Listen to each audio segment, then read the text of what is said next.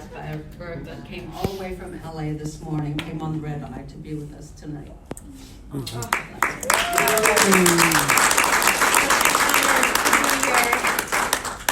And share my story. It's actually my first time, and seeing the video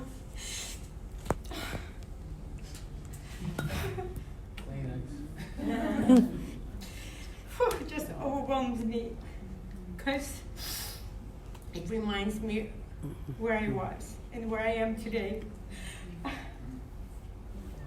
I don't think I've ever done a life or my story without crying, and probably for the rest of my life will continue.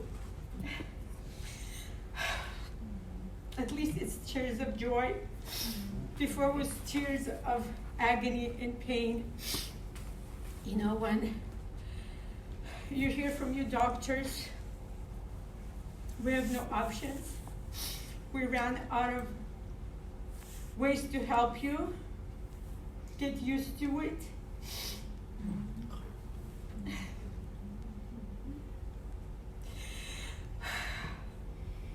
And that's exactly what happened to me. 7 years ago, I was on the way to celebrate my birthday, November 3rd, 2013, and a gentleman fell asleep behind the wheel and T-boned us. Instead of going to celebrate, I ended up in ER. And at that moment, I didn't know the damage that the car accident caused. Only a month into it, the pain became so excruciating that I could not move. I couldn't even take a breath without being in pain.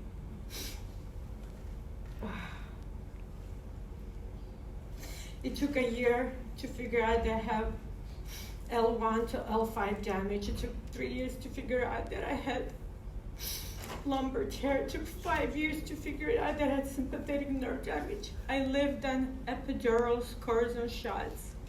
I lived on Vicodin, Norco, Oxycontin, all kinds of muscle relaxers. I got so depressed that I wanted to kill myself. I had to take antidepressant. And that wasn't bad enough. As you saw, my body started to shake 2 years into it. I lived like that for 3 years. I was a prisoner of my own home. I couldn't go out. I couldn't do anything. I lost 70% of my business. Like I said in my video, I am a hairdresser. I don't think many people want to sit in your chair. When you're having scissors, then usually that ear might come up.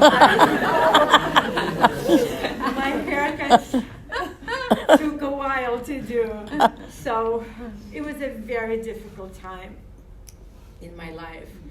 And I prayed, even I didn't believe in it, but you know, that's who I am. I was hoping that God would answer my prayers and find some sort of solution. Well, God sent me my dear friend Kim. If it wasn't for her, I would probably not be here today. She held my hand from very far in a different state and told me, Irene, it's the last thing I'll do in my life. We will find a solution. She looked high and low. Every other day, she's like, I found something. Let's try this. I found something. We're going to try that. And nothing worked. And you know, if you ever lived in chronic pain, you know how it feels. You're trying all kinds of treatments. You're trying all kinds of options. The credit card bill is just going up and up and up.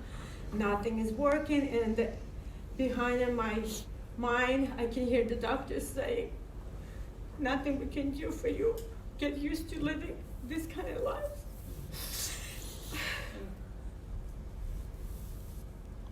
Well,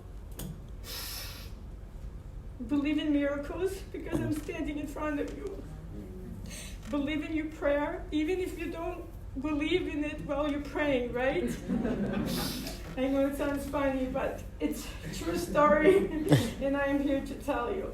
So my lovely friend says I found the socks. I'm like, Kim, I don't want to hear about it. Any socks. I'm about to go to trial. I need to finish the trial. I need to take my daughter to Europe. I need my epidural to do that. And I don't have time for no socks. So she left me alone. My case closed.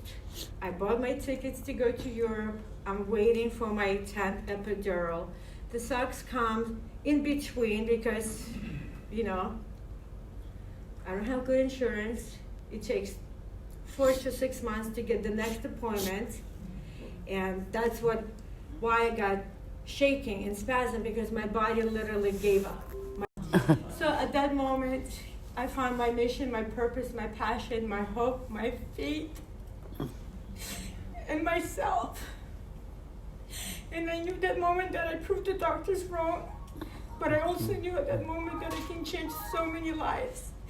There's so many people that struggle with chronic pain, that have given up hope, that don't want to hear anything anymore, because they've tried 1,000 different things and none of them works. I did too, and you know, it's not even about trying, it's about being disappointed again, right? You put all this hope in this thing, and that thing does not work. So this thing works. I got my quality of life back. I got my hope and my faith and my passion, and I have a mission now to help Jay change billions of lives. So guys, let's do it together. You know, I always say in my lives, I can do it by myself, but together we can change the world. I can only just change one person at a time. And